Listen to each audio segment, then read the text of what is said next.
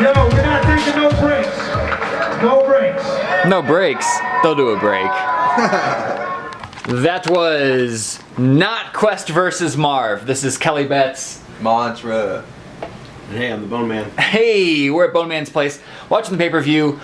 So that was kind of a dream match for me, for you guys as well. Sure. Good. I think Marv and Quest got it myself, just because their second round was so strong. Yeah, I'll punch cats like those little fuckers can punch back. I'll punt cats so far they come back. Fuck me. And he's like screaming it too. Like that is funny. Okay, so I just wanted to go into why this battle was so much better than every other battle we've seen so far. And that's that these are four likable dudes with big personalities. And of course you have opposite ends of the spectrum. But like, I'm just sick of fucking normal guys being in the ring. Like, hey, it's Dave from work. It's MC Dave. And then he gets up and does his like URL impersonation and just stands in one place and does kung fu hands. And it pisses me the fuck off, to be honest. Like, be somebody. What do you like about yourself?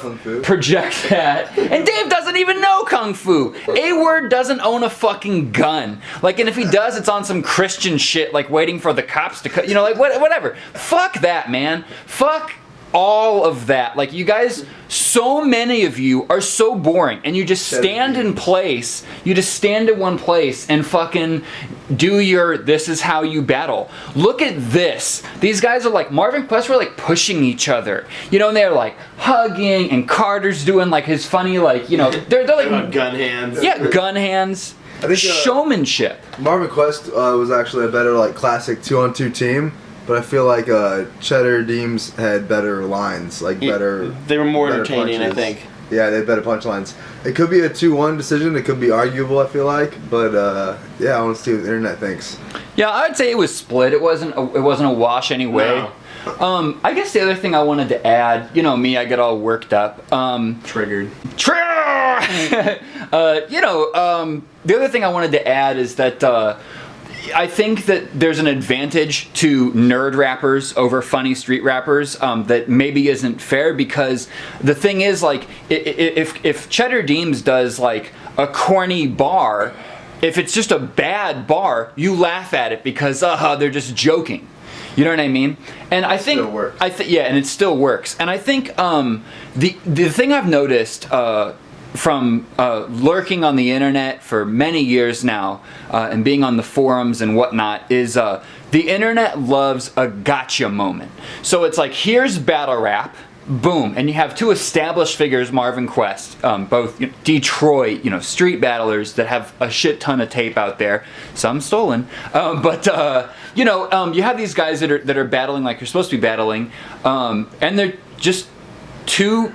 They look like battlers, just big fucking black dudes, you know what I mean? And then you have like these nerdy white guys that come out and they're like, yo, you're not really shooting guns? And the internet goes, oh, he told him, like, oh, got him. You put that gangster in his place. Like, it's this fucking weird thing that happens. And that's, don't get me wrong, that's coming from me. I love Carter Deems. We'll keep having him out at No Coast. Fucking Chedda, I'd love to have out at No Coast. Like, so don't take me wrong. I just think people get behind that style for the wrong reason some of the time.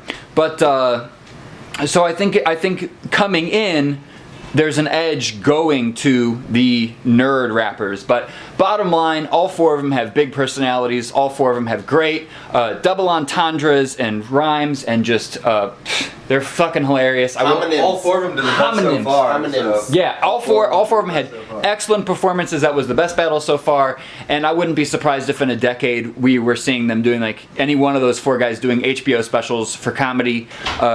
Carter, Quest. So if I can rant a bit more, I wanted to tell my Quest McCody story. I was battling in Chicago for the first time against Trim Forte, and I'm about to start my first round.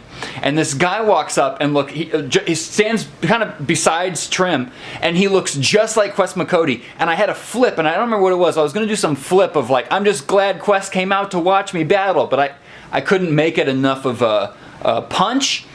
And I was like, all right, I'll drop the fact that that guy looks like Quest. You probably see the punchline coming. I walked over to the bar after the battle, and Quest was at the bar. It was him. It really was him. And I'm like, oh, thank God I didn't do a joke about how that dude looked just like Quest, because apparently he'd come in from Detroit to watch our event and another event in Chicago. So that's it, guys. No Coast here in Columbia, enjoying the pay-per-view. Shouts out Avocado, everybody on the King of the Dot team. Peace. Cause I just wanna be free. Ever since I woke up, I could tell from my knees that I knelt in my sleep. Now I yell in my speeches. Y'all never felt the breeze. Nah, y'all never felt the breeze. Hip hop these days is oversaturated, filled with hatred. I'm just trying to take in nature, so I'm smoking trees now. I breathe clouds deep down and see how leaves brown. Meanwhile, my freestyle leaves clowns senile. They think they're anal about their rhymes, that makes me penile. Most dogs freak out barking, they really pussies like meow. I'm sorry, there we go again. I just long for